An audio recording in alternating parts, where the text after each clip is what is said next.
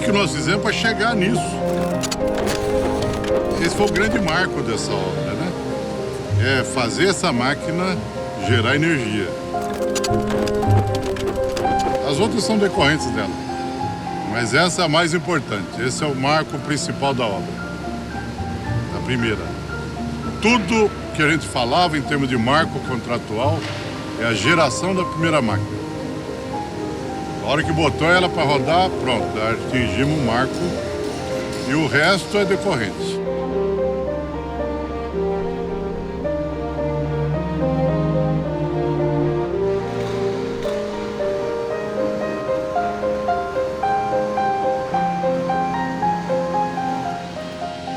Cecílio Abrão Júnior. Maravilha, né? Minha origem é do interior de São Paulo. É um espetáculo isso. Sou formado lá na minha cidade, em Lins. São as PASA. Formei em 74. E aí, de cara, já fui para trabalhar em hidrelétrica. Então, eu fiquei 3 anos aqui como diretor de engenharia. Quando a obra já estava na fase de, iniciando o declínio, eu saí.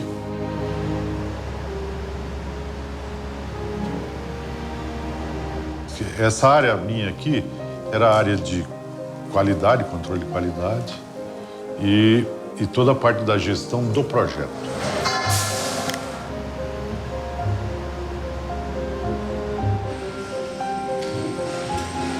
Que são as galerias elétricas.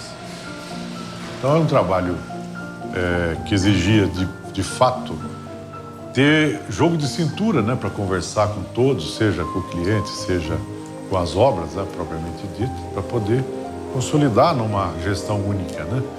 Isso sempre deu muito certo. Até hoje eu tenho essa relação com o pessoal aqui da obra, muitas vezes para dar alguma sugestão.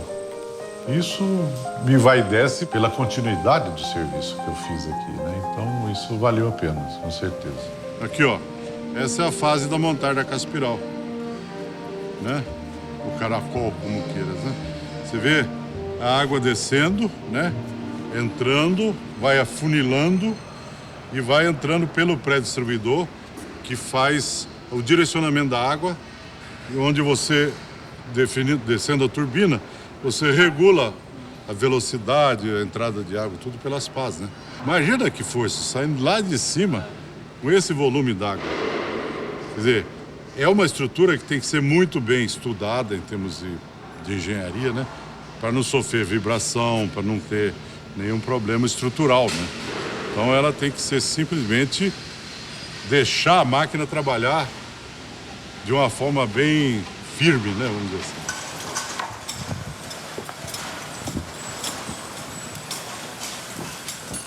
Veja aqui a unidade 17, né? E a última, unidade 18. Finalmente. Que nós fizemos tudo que era possível fazer para essa obra estar dentro do prazo. E conseguimos, a nossa parte nós fizemos.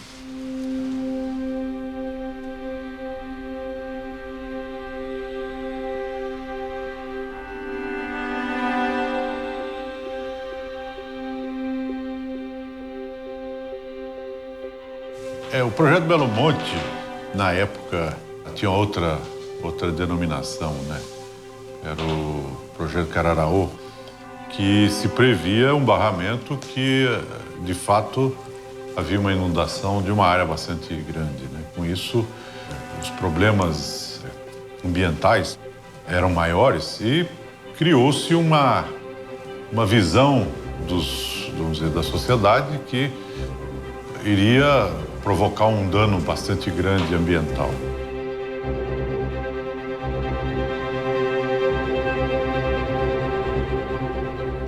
Então, houve-se a necessidade de estudar alternativas, né, para que pudesse viabilizar esse projeto e que não causasse um impacto, né, ambiental tão grande.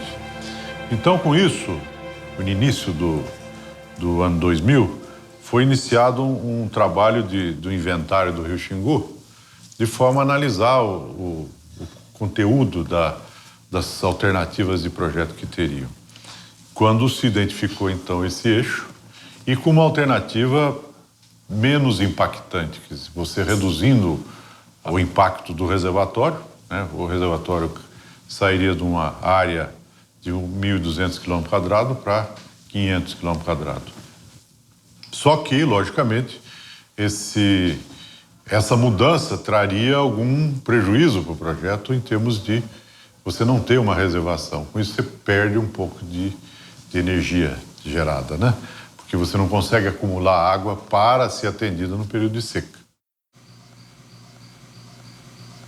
A história de Belo Monte, ela remonta a cerca de 37 anos atrás, né? Os primeiros estudos aqui, onde teríamos alguns barramentos e que, somados, totalizariam cerca de 20.000 megawatts. Esses projetos foram evoluindo à luz aí de solicitações sociais, solicitações ambientais e culminaram com o projeto que foi licitado em leilão pelo governo em 2010, que hoje tem uma energia instalada de 11.233 megawatts. No futuro, pode ser que a sociedade chegue à conclusão de que aqui deveria ter 20.000 e não 11.000. Só que isso exigiria uma área de inundação maior e, sem dúvida nenhuma, atingiria terras indígenas. Hoje, o que nós temos é um projeto que nunca se fez no Brasil com uma monta de recursos destinado para a área socioambiental e econômica, um percentual super significativo, algo da casa de mais de 15%. Em valor histórico, essa parte representa 3,7 bilhões de reais. O projeto foi desenvolvido dentro dessa característica. Então, todos esses estudos caíram nessa versão final, né? Que você não impactava diretamente nenhuma terra indígena. O impacto em Altamira, em termos do reservatório que se formou aqui, é muito pequeno, né? Se for olhar lá em Altamira, o nível máximo atingido lá das cheias é o que foi mantido para esse projeto. Quer dizer, é como se a gente tivesse um nível de cheia constante, né? Com estabelecendo o nível do reservatório.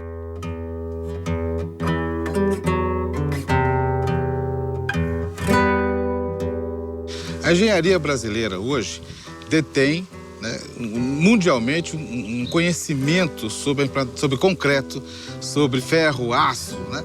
E isso hoje tem que vir agregado à proteção ao meio ambiente.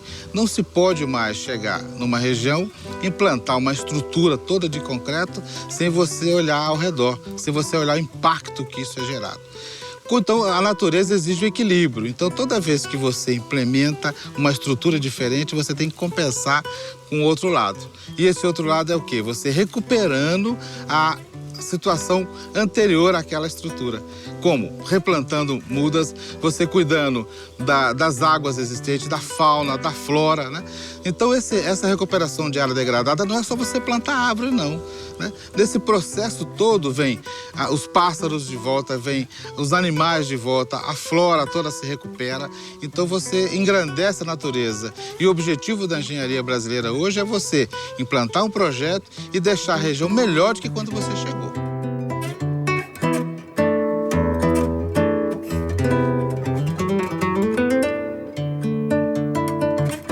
Quando você fala, Belo Monte, uma hidrelétrica na Amazônia, né? A turma imagina que isso aqui era uma floresta fechada, onde ia inundar, fica madeira debaixo d'água e tudo isso. E de fato não era isso. Quando nós chegamos aqui, só tinha pasto, né? Aqui na região de Belo Monte você não via uma árvore de pé. Tinha uma aqui, outra ali, isolada, daqui e ali. Principalmente nessa região de Belo Monte. O desmatamento foi muito pequeno, né? O desmatamento pesado foi muito pouco, né? Mesmo essa área aqui onde formou esse reservatório aqui foi muito pequeno, relativamente ao porte e à dimensão do reservatório como um todo.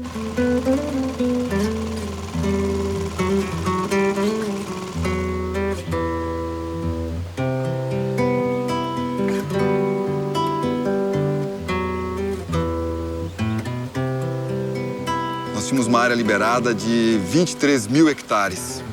Para suprimir, suprimimos 6.000. teve um cuidado desde o começo para só desmatar realmente o que seria utilizado. A nossa intenção é reconstituir a floresta do local nessa área que a gente interveio.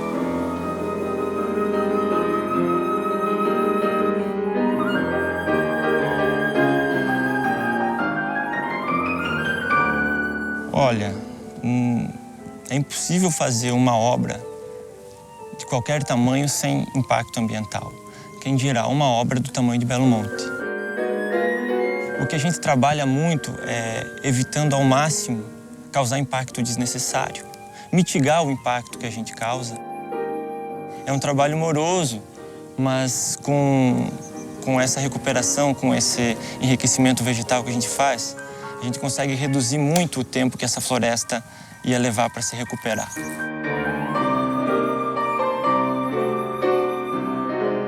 A gente sempre promove aqui muitas boas práticas, né? Então essas boas práticas a gente vai levar aí na bagagem para poder ser implantadas em outras obras. E muito do que hoje que foi implantado aqui em Belo Monte é pioneiro, é inovador, né? E está servindo de modelo aí para as próximas obras. A floresta amazônica, nós temos sempre a impressão que é um bioma indestrutível, né? É totalmente ao contrário. Na verdade, a camada de solo fértil que nós temos no bioma amazônico dificilmente passa de 1,5 metro. 2 metros, com alguma exceção, perto de cursos hídricos. Então, o desafio que nós temos, além de toda essa movimentação que nós fazemos, é de você dar condição para uma espécie nativa se desenvolver num solo que foi invertido, né? Um solo que era para estar lá a 20 metros de profundidade, onde nenhuma raiz ia chegar, agora ele está na superfície. Então entra a nossa participação e a intervenção humana artificial para fazer com que essa planta tenha esse arranque inicial para ela começar a criar raízes e a partir disso dar a sequência nesse ciclo energético fechado que é o bioma amazônico, né?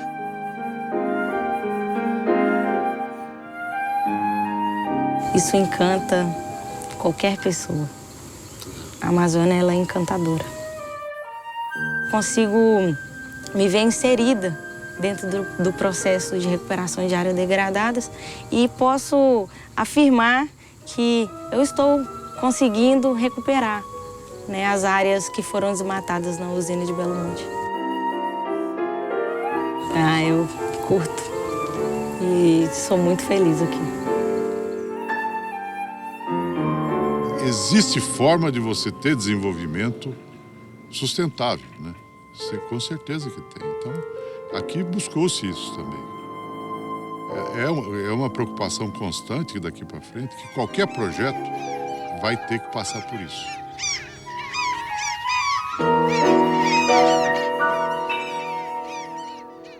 Mas eu queria mostrar aqui no mapa o rio Xingu, né, com a famosa curva do Xingu. Está aqui situado Altamira. Existe aqui, então, a Transamazônica, que passa aqui bem ali na ponte da jusante ali da Casa de Força. Nós temos uma queda, né, daqui do nível aqui do reservatório até Belo Monte de praticamente 100 metros. Então, qual que era o conceito? Nós precisamos barrar o rio, abrir um canal para levar essa água para a Casa de Força. Então, esse canal, ele foi desviado, jogado, então, parte dessa... formado aqui um reservatório chamado reservatório intermediário, que para formar esse reservatório foi necessária a construção de 28 diques, são 28 barragens. E, com isso, nós pudemos construir toda a parte de tomada d'água e Casa de Força principal na área seca, né? Porque o rio está passando por aqui, ó. Né? Ele não tem interferência com essa execução. Isso aqui é o final da Volta Grande do Xingu. Aqui é que está 90 metros mais baixo, 40 quilômetros daqui. Você vai chegar lá no rio Xingu e medir, você vai estar 90 metros mais alto que aqui. Mas é uma declividade muito suave. Então nós tivemos que trazer aquele nível d'água até aqui para ganhar a queda nesse local. Belo Monte tem uma vazão enorme e uma queda razoável, tem uma turbina chamada Francis. É uma turbina de eixo vertical, que tem uma caixa espiral, e essa caixa espiral tem palhetas que a água passa e movimenta essas palhetas na horizontal e o eixo vertical alimenta o gerador em cima. O pimental é diferente. Mesmo que lá a queda seja pequena, porque você ainda está no início da queda, você tem uma pequena queda. Então lá foram colocadas 6 turbinas do tipo bulbo. Ela é uma turbina de eixo horizontal, o gerador fica dentro da turbina. É uma turbina muito especial para funcionar dentro dessas condições, né? E elas são realmente muito diferentes. São 2 projetos completamente diferentes.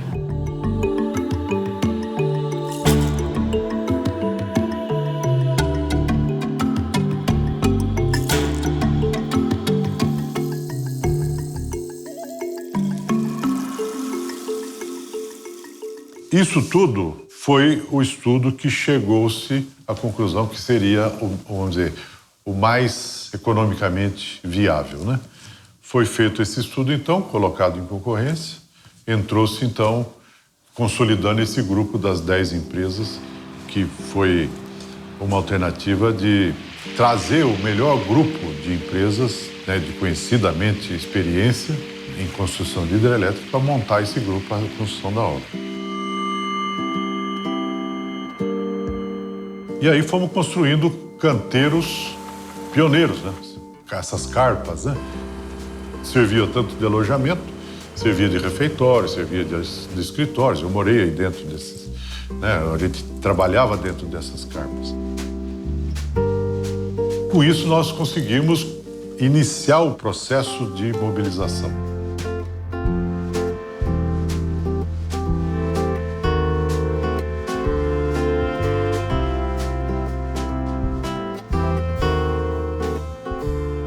Belo Monte não é uma obra única, né? Ela é constituída por várias obras, como obras de infraestrutura. A vila residencial, nós temos os acessos, que são os travessões, temos também um porto.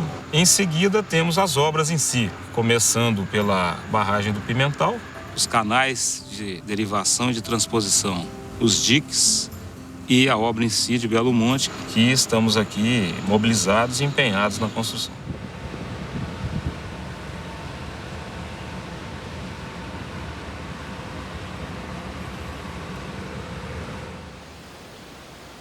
O Pimental tem uma característica que ele é fundamentalmente dependente do regime do rio, né? Primeira coisa... Deu pra você sentir o trecho já, né? Já, deu pra... A dificuldade de chegar até aqui. Porque você chega a abrir, né? Você tem igual que nós estamos fazendo aqui. É uma estrada nova, né? Não pensa. Tem lugar aí só trecho virgem. Mata pesado. Aí, meu amigo, começa do zero, né? Zero. Toda aquela parte lá, o eixo passa aqui, ó. Tá vendo? É, a estaca do eixo. Exatamente, a estaca do eixo ali. E é justamente com esse eixo que a gente marca todo o processo de aterro, corte, bueiro, galerias, tudo em função desse eixo. Nós tivemos que construir o travessão 27,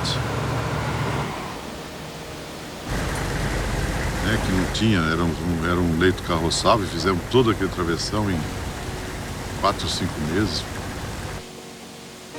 Também um esforço bastante grande, porque nós precisávamos chegar aqui, né? Então esse foi a primeira dificuldade. A segunda dificuldade foi chegar aqui no leito do rio.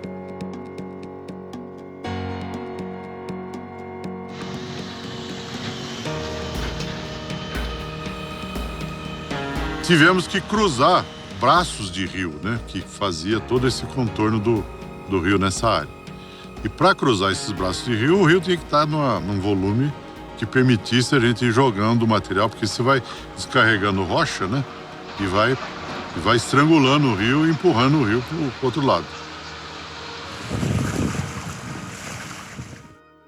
Hoje nós acabamos de fechar aqui em Secadeira, tá faltando ali uns 30 metros.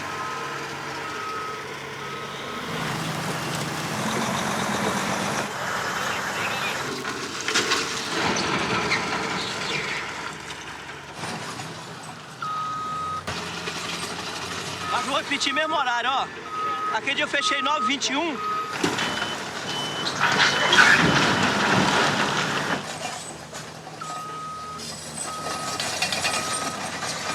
conseguir pegar na areia da Ilha da Pedra. Chegamos.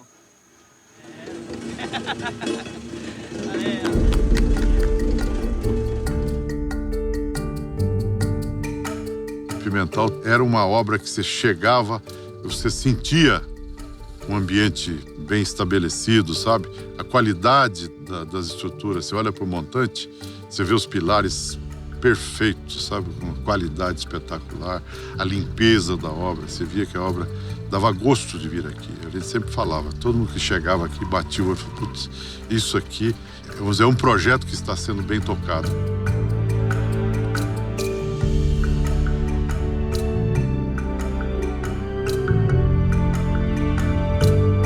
Aqui nós tivemos em torno de 8 mil pessoas trabalhando aqui, no Pico. Foi um período que nós tivemos muita movimentação de máquinas, a construção da barragem, propriamente dita, né, a construção da ensecadeira e a execução do concreto aqui, né? O que consome muita mão de obra, a parte de concreto, né? Porque você envolve... É um trabalho quase que manual, né? Enquanto que a barragem é equipamento, em cima de equipamento, etc. Então aqui a exigência da mão de obra é muito maior.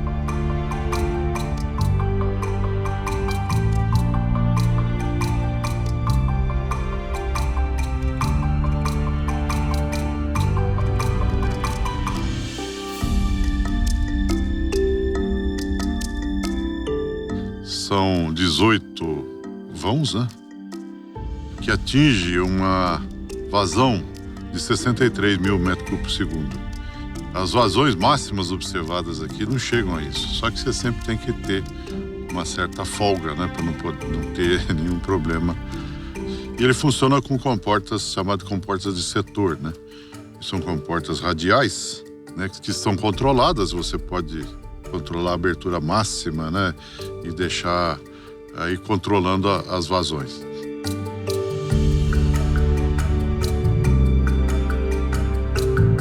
Pimental, uma obra que nós tivemos, além das questões de logística e mobilização, foi uma obra muito afetada também por paralisações motivadas por invasões e bloqueios de organizações contrárias ao empreendimento.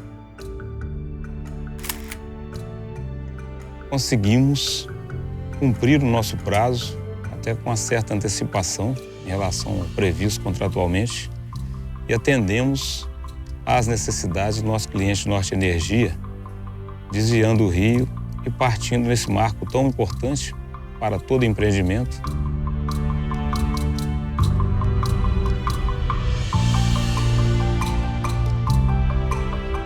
Esse projeto tem uma característica interessante também, que é a passagem do rio, que normalmente em outras obras é feito através de eclusas. Aqui foi feito um sistema muito mais simples, né? Que é uma transposição, né? Que o barco chega num determinado nível, né? Mais baixo, vindo de jusante para montante. Ele é içado através de um dispositivo que leva até a montante do rio pela margem e lá descarrega esse barco e o barco continua a viagem. Então é um dispositivo muito simples, muito mais barato, né? Pelo porte das embarcações que passam aqui, atende plenamente. Em todos os reservatórios de hidrelétricas que se faz por aí, há uma mudança no regime do rio, claro. E isso causa problemas que algumas espécies são adaptadas, outras não. Houve realmente um barramento, a velocidade do rio diminuiu, mas existem sistemas, né, que permitem essa transposição de peixes, né, para fazer desova. Então, o impacto vai acontecer, mas houve uma mitigação através desse sistema, né? Então, essa é a ideia aqui.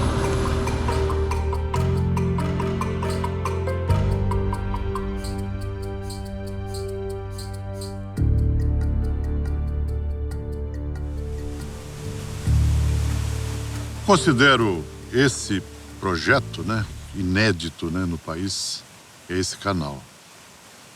A gente teve uma dedicação maior de esforço, de planejamento em cima disso aqui.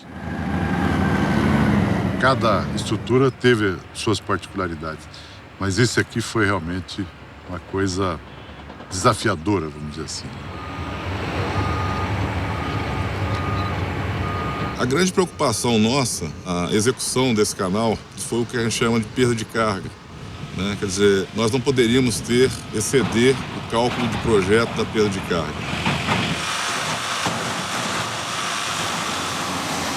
Então havia uma preocupação de ser o mais possível horizontal, né?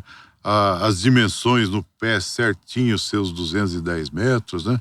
A granulometria do material ser essa, não podia ter blocos de grande dimensão que pudesse causar turbulências, né? As curvas, todas elas estudadas de forma que elas tivessem um raio de curvatura que também não provocasse nenhum tipo de erosão. E como que nós fizemos isso, né? Fizemos também utilizando algumas tecnologias que nos ajudaram a fazer uma entrega dentro da qualidade que se desejava. Que não é só você escavar e pôr aonde. Então teve todo um trabalho que um planejamento foi discutido com o projetista de a gente aproveitar os igarapés que chegavam nessa região e não matar o igarapé. Nós tínhamos que recolher esse material das escavações e posicionando ao longo desses igarapés, mas mantendo sempre o fluxo. As dificuldades de trabalhar na chuva, né? De a água toda drenando para dentro do canal. A gente observava que no mês a mês a coisa não estava conduzindo, e aí você corre atrás, busca mais equipamento, mais recurso e vai, mas sempre com a visão de entregar no prazo.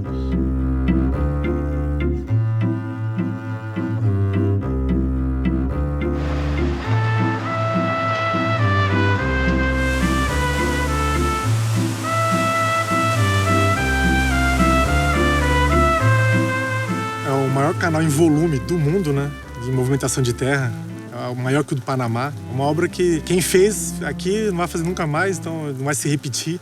É única e muito difícil acontecer uma obra semelhante a essa. Quem elaborou o projeto, né, teve essa visão brilhante, né, para reduzir o reservatório, aproveitar o desnível natural do rio e conseguindo fazer com que a área de superfície do lago diminuísse bastante, criando um canal que às vezes a gente chegou a pensar que ele era impossível de ser executado no prazo que estavam querendo, em 3 anos. Todos esses cuidados, de fato, chegaram a esse resultado final, né? Que está, de fato, impecável, né?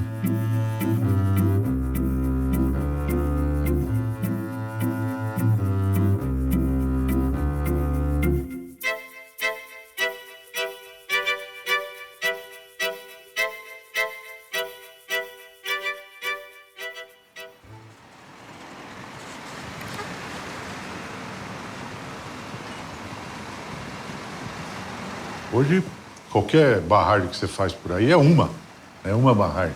Aqui são 28 do mesmo porte. É uma barragem de 8 milhões de metros cúbicos, que poucas obras têm. Então, esse tipo de preocupação, a responsabilidade, o estresse que dá isso, é um negócio impressionante.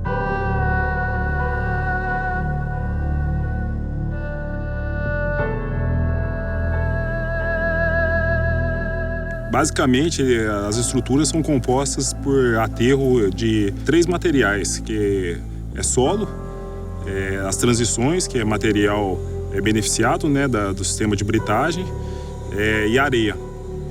Cada um tem a sua particularidade dentro da estrutura, a sua função dentro da estrutura, que é fazer uma forma de estancar a água do reservatório, evitar que ela permeie pelo material, e essa água que é permeada pela barragem, ela seja conduzida da melhor forma possível para a jusante do dique. A obra em si, ela é executada, 85% dela é em solo compactado, que é o que garante a estanqueidade de uma estrutura dessa. Então, essas camadas, todas elas são controladas, tem o controle tecnológico.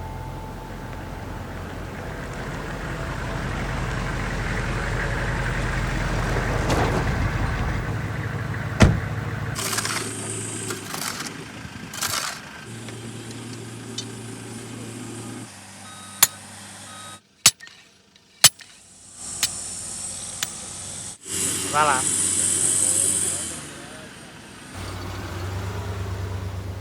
Esse controle é apoiado pelo laboratório, que o laboratório faz ensaios de controle de compactação e, no caso de densidade e compacidade relativa do filtro, de todo o material de areia, do tapete.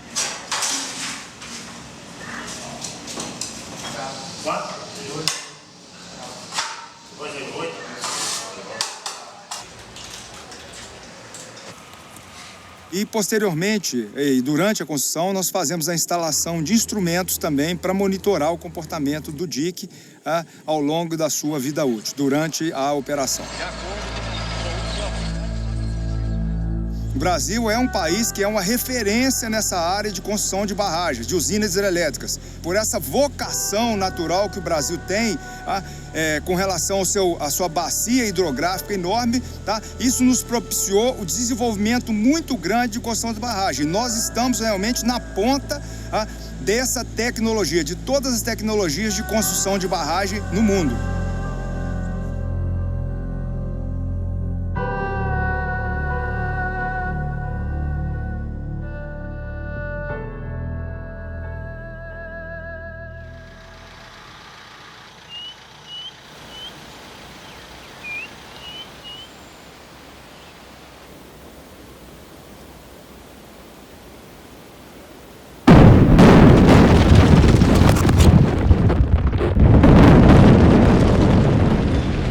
Isso aqui é a fundação, onde é essas pedras aqui, é a fundação da tomada d'água.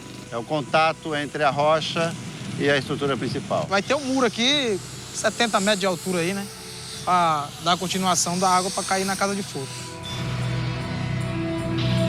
Vai gerar as turbinas na casa de força e em seguida sai pelo canal de restituição que vai voltar ao rio.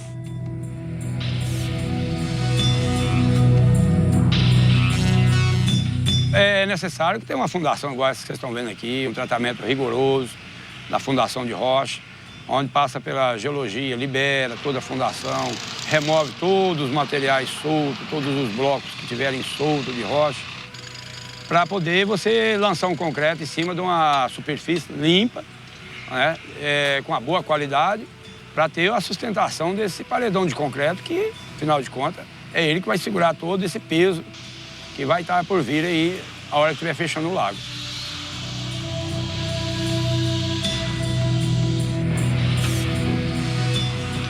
O pessoal da geologia vem, mapeia e após o mapeamento é feita a liberação. E a gente vem com o martelo de geólogo, dando mais uma repassada geral, toda a estrutura, para ver se ainda sobrou alguma coisa que porventura tenha passado desapercebido, tal, no detalhe ali, vem, tira. Imediatamente também já vem lavando a superfície, né? Deixando lavado, tudo certinho, limpinho. É muito gratificante para todos nós aqui que trabalhamos ver depois erguida a barragem, né? Esse desafio vencido, né? Que é sair de um terreno natural e tornar isso aqui uma estrutura que vai gerar energia, vai melhorar a condição de muita gente.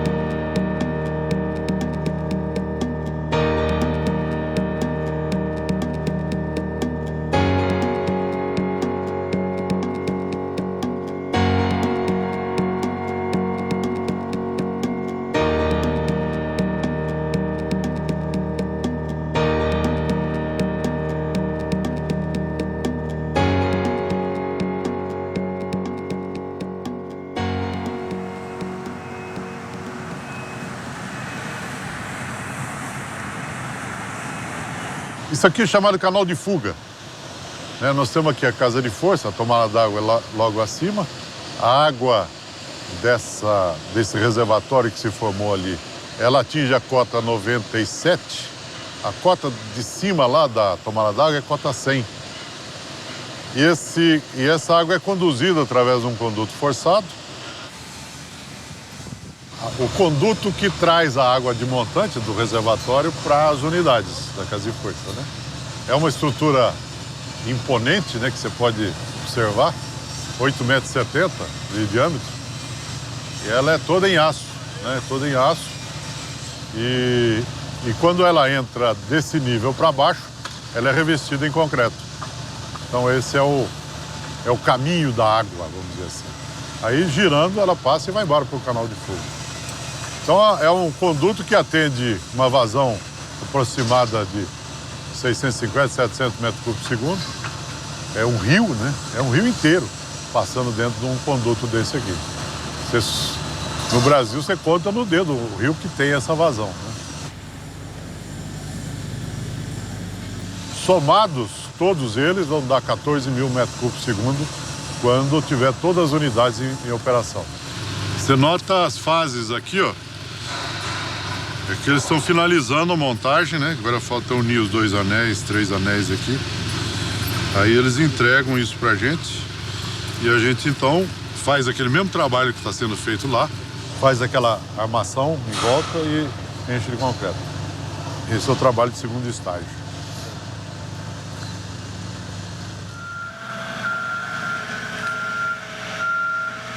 A escavação já foi conformada, né? De forma a atender a montagem dos condutos. Você vê que ela tem essas bases aí, ó. Essas bases foram feitas justamente para apoiar o conduto em cima. Né? Então a escavação, tudo já foi pensando nisso. Todo esse planejamento para poder viabilizar isso foram anos de estudo, né?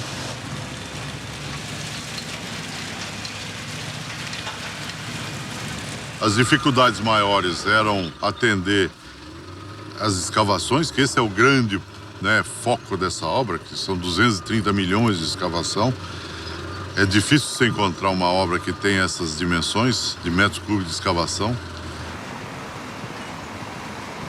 A preocupação grande era isso, esse equipamento de terraplanagem, né, para escavação e aterro.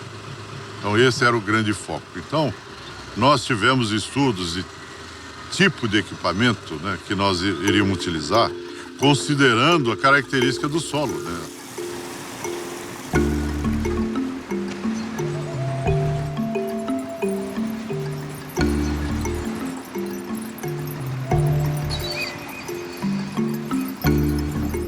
É função de prazo, né, capacidade desses equipamentos, quantidade de equipamentos. Então, com isso, você vai montando o seu planejamento e saindo com as listas, né? Automaticamente sai com as listas de equipamento.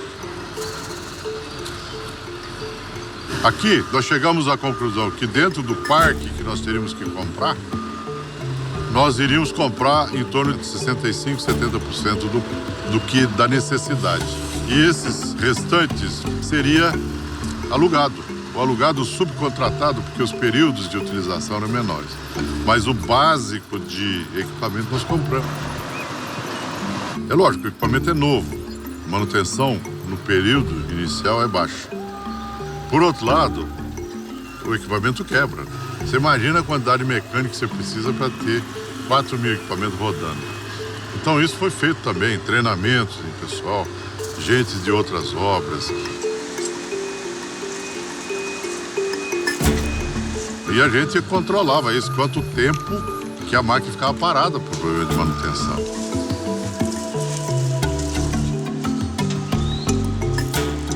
Sobrou hoje aí uma quantidade de equipamento e a gente está comercializando.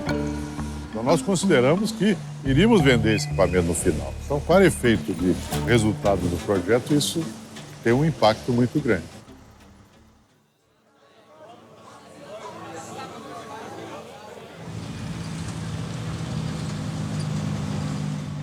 Os desafios são tantos que é difícil até alinhar para você aqui quais foram os mais difíceis e os menos difíceis, né? Eu diria assim, sem obedecer a uma ordem, né? A gestão de pessoas, que eu acho que esse é um aspecto que foi bastante impactante aqui no projeto, né? É você conseguir trazer pessoas do Brasil inteiro, né? Porque você não consegue a mão de obra especializada nessa região.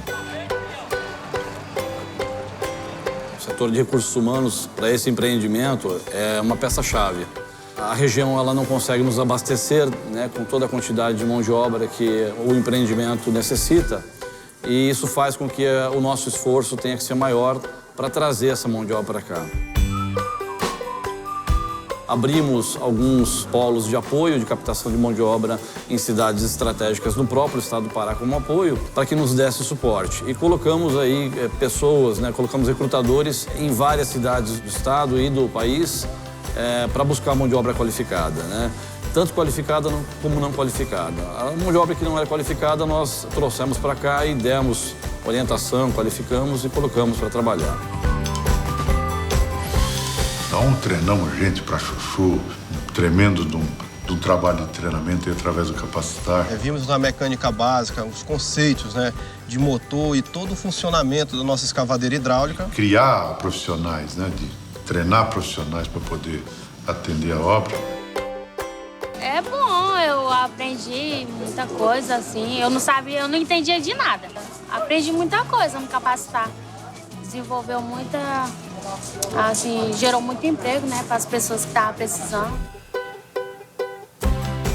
Eles vão cortar e colocar no outro quadrinho aqui, ó. E o objetivo do Capacitar é a mudança comportamental e a mudança de vida do munícipe, dos 11 municípios da área de influência. Eles mudam totalmente de comportamento, eles mudam totalmente de vida em relação ao profissionalismo e à profissão que eles exercem daqui para frente. Como é que tá certo o nome aqui?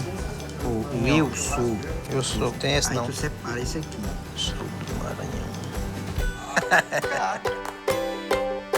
O Capacitar, ele surge em 2011 com a função de capacitar a mão de obra local para cumprir as condicionantes da obra. Com o cumprimento dessa condicionante, né, ele vem para dentro do canteiro de obra para poder aprimorar a nossa mão de obra aqui dentro e para poder fazer as mudanças de função, para poder cuidar das NRs. Então, ele aqui dentro, né, ele se fecha para o público externo e se volta para o público interno. Mas para isso tem que ser uma equipe, tem que ser coletivo, não adianta ser só individual. Você tem ideia, assim, da quantidade de pessoas que foram treinadas aqui no Capacitar? Olha, todas as pessoas que entraram no consórcio, elas tiveram que passar pelo treinamento. Elas entraram no consórcio... Falando mais de 100 mil pessoas.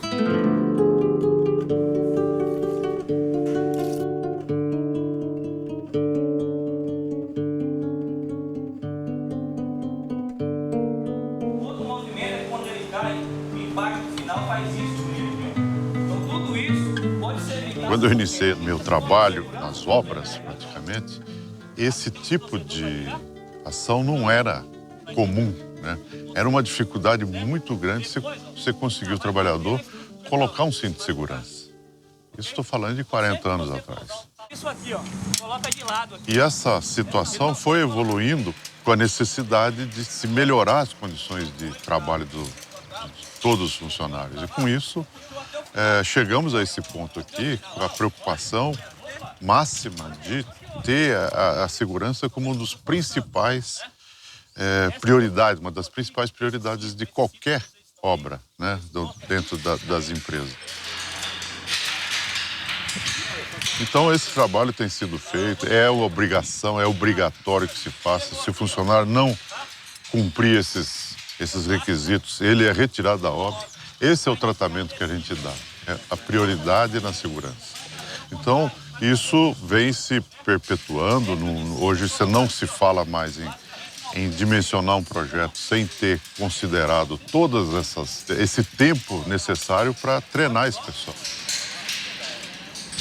A engenharia teve que se adaptar a isso para mostrar para que, quando fosse fazer o serviço no campo, todas as considerações de segurança sejam seguidas. Então, esse é um aspecto que envolve diretamente todos nós. Não tem ninguém que fica de fora, seja o cara do RH, seja o cara que está lá na frente do serviço, né?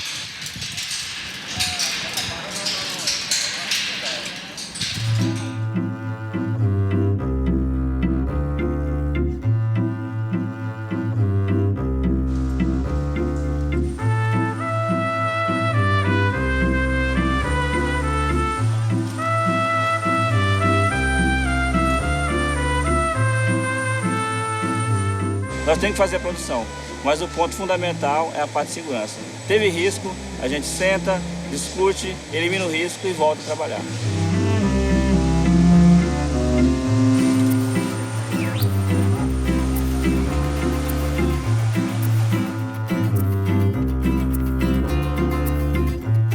O que a gente quer é um trabalhador motivado, né? O que a gente quer é um trabalhador que trabalhe com segurança, que ele fique satisfeito com o trabalho que ele está fazendo, né?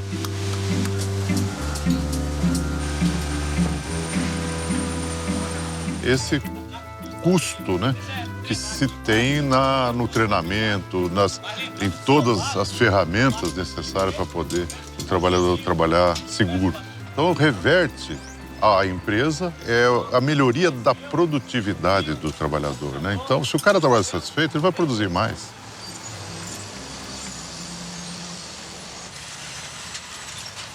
O projeto de hidrelétrica, ele é gostoso por isso, né? Ou seja, a obra é apenas o fim, né? Então você tem que pensar no entorno, na envoltória, né? Quer seja na relação com a comunidade, com a alocação dos recursos aqui, a qualidade de vida da escola que você tem que colocar para você ter um homem aqui.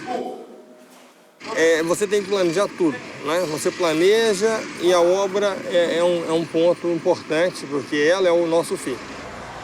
Então, quando você consegue planejar aquilo e perceber que todos os recursos estão trabalhando naquele fim, certo? Isso aí é a realização nossa, né? Esse é o nosso prazer. A gente procura transformar a vida das pessoas que estão aqui, procura dar uma condição melhor para que realmente essa condição melhor para eles, tá, seja um motivo de continuar, inclusive, trabalhando com a gente. Essa condição melhor é aquela situação de tempos em tempos você proporcionar que ele vá para as suas casas, vão ver suas famílias, uma condição digna de alojamento, né? Eu diria que as condições de alojamento dessa obra, eu estou há tanto tempo, estou há quase 4 décadas trabalhando em construção pesada, não tenho nenhuma condição igual a que tem aqui. Alojamentos com ar-condicionado, uma situação de uma área de lazer. Isso não é comum em obras. E Belo Monte a gente tenta proporcionar isso exatamente para fazer com que as pessoas se fixem um pouco melhor aqui. Pelas condições que foram dadas para todos os funcionários, não foi uma coisa difícil de a pessoa acostumar, né? O duro é acostumar com coisa ruim, né? E aqui foi muito bem estruturado. Eu acho que a vila ficou muito boa, né? Houve uma preocupação de fazer um ambiente agradável, né? Nós chegamos até a sortear carro aqui dentro, né? Havia sorteios de carro, que o cara que tivesse uma permanência maior, né? Que ele não faltasse, que fosse assíduo. Então, essa preocupação de manter o funcionário trabalhando, esse foi um aspecto importante na questão da gestão de pessoas.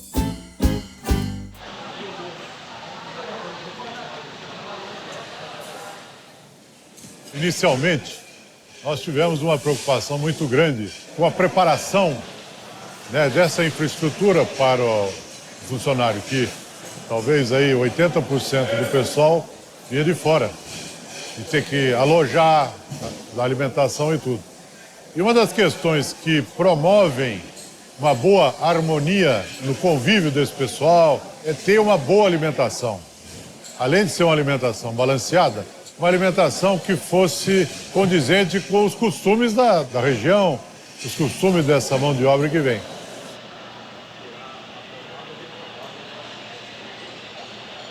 Aqui achou-se por bem, pela dimensão disso e pelo cuidado que a gente deveria contar para a preparação dessa alimentação, nós preferimos contratar gente e nós fazemos a gestão da alimentação. Isso foi feito. E hoje nós temos um índice de aceitação bastante elevado da qualidade da comida.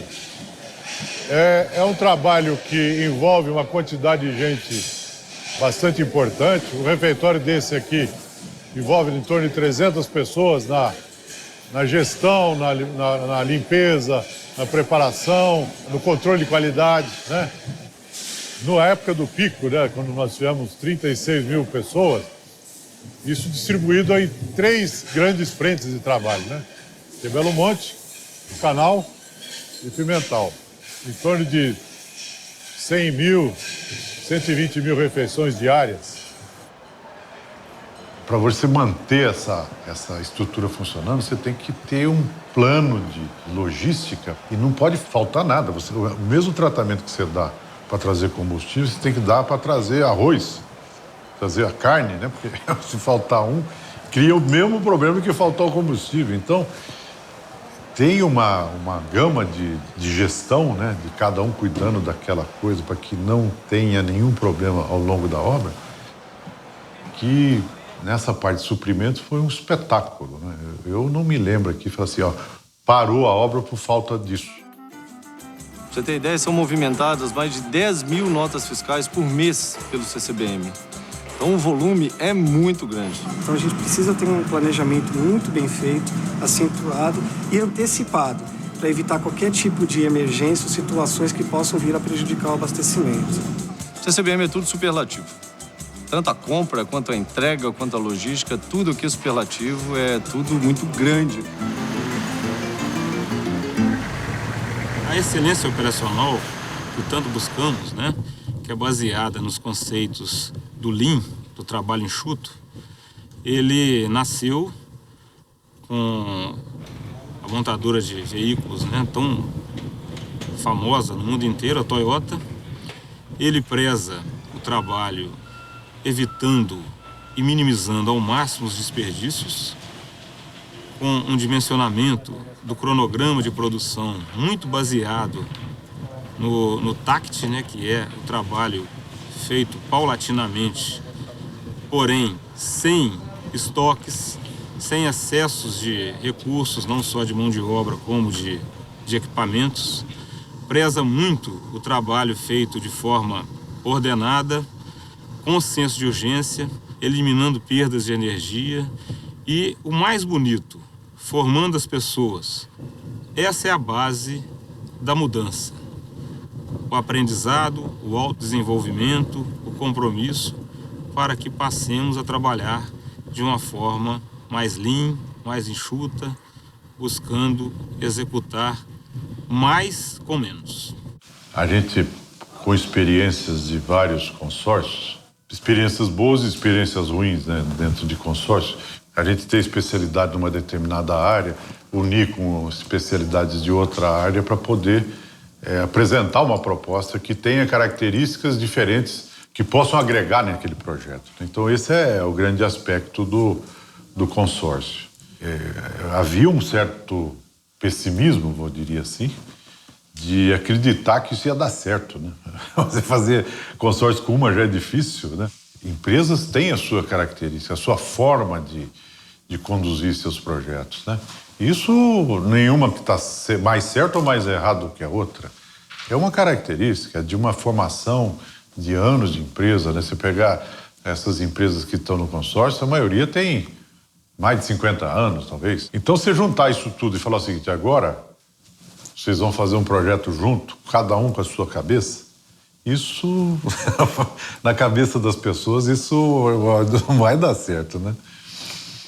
Mas eu vejo aí que vem muito das pessoas, né? Eu acho que isso é uma forma de escolher as pessoas certas para poder fazer essa coordenação, né? Porque você não pode ser nem muito radical, querendo até impor as filosofias da sua empresa, né? Ou ser tão democrático que queira utilizar as filosofias de todas as empresas ao mesmo tempo. É importante saber como você vai utilizar o que tem de bom em cada empresa e criar uma cultura própria. Eu acho que essa é que eu acho que é a grande sabedoria do processo, né? O sucesso do consórcio seria o sucesso das 10 empresas. Uma empresa sozinha não faria isso. E hoje, passados 5 anos, já não se fala mais na empresa A, já não se fala mais na empresa B, já não se fala que o sítio fulano de tal é da empresa fulana de tal.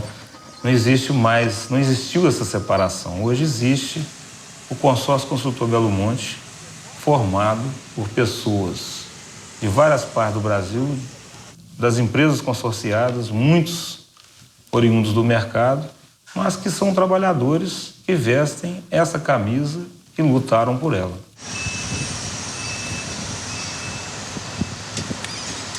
Feliz por estar aqui ajudando a construir a obra, né? Que eu não sei daqui para frente, mas eu creio que quando meus netos, aí chegar assim, eu tiver velhinho, eu vou dizer, ó, eu ajudei a construir aquela barragem lá, né?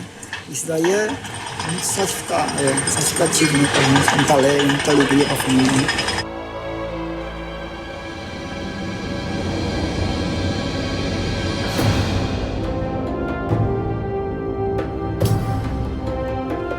O CCBM não sairá de cena tão cedo porque nós temos compromissos aqui até janeiro de 2019, né, quando encerra nossas atividades. Continuaremos trabalhando com afinco, mas estaremos mobilizados atendendo não só o nosso cliente, como também os acionistas que fazem parte do consórcio Belo Monte.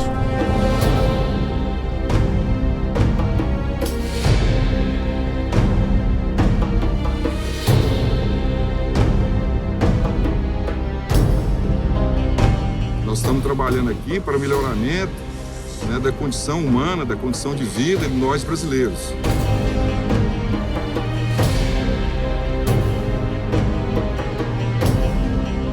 Existe aqui brasileiros de todos os rincões desse país,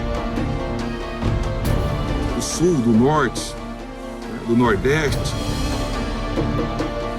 e que se interagiram aqui, trocaram experiências, numa união muito ímpar de nós brasileiros, falarmos a mesma língua, apesar do palavreado de sotaque ser um pouco diferente, mas com o mesmo objetivo, né? Pertencer a um grupo de pessoas que realizou uma das maiores obras de engenharia do mundo.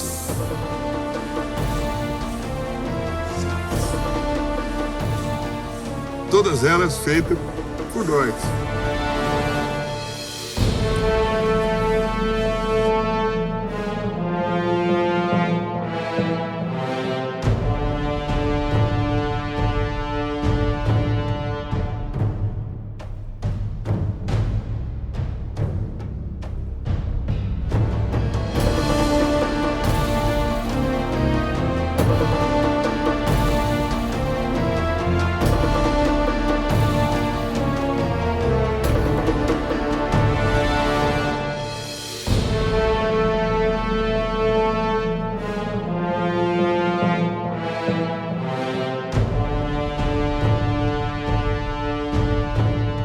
São 42 anos de trecho, né? 42 anos de engenharia.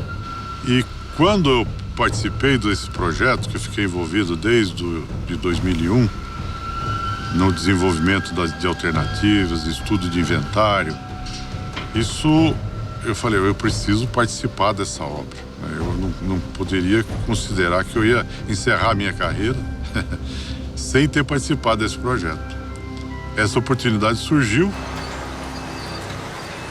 e vim, participei desde o início, desde a elaboração do contrato, né? Participei da elaboração do projeto, o dimensionamento da obra, né, propriamente dito, o dimensionamento de equipes, dimensionamento de equipamento. E participei da construção, esse que para mim foi o bacana, né? De ter vivido com todo mundo as dificuldades, ter vivido os triunfos também, né? Os atingimentos dos marcos contratuais, as festas que a gente fazia para coroar esses marcos atingidos. E esse ponto que nós estamos aqui hoje, né, de você olhar isso tudo que nós estamos enxergando aqui e falar assim, aqui tem a minha cara, né? Aqui teve a minha participação junto com uma equipe que eu considero que é uma das melhores que eu já conheci. Então isso caracterizou com certeza o marco da minha vida profissional também, não tenho dúvida disso. É emocionante, sem dúvida que é.